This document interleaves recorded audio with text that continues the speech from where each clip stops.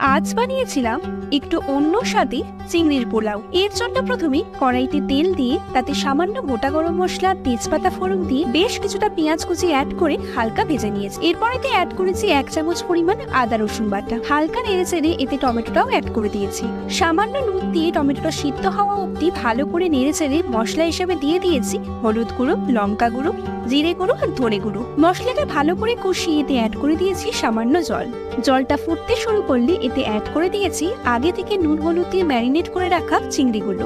বেশ কিছুক্ষণ ফুটিয়ে এতে অ্যাড করে দিয়েছি 1 কাপ পরিমাণ দুধ। সবটা ভালো করে কষিয়ে এতে আগে থেকে ধুয়ে রাখা চালটা অ্যাড করে দিয়েছি। চালটা ভালো করে গ্রেভিটার সাথে মিশিয়ে এতে অ্যাড করে দিয়েছি চালের ডবল পরিমাণ জল।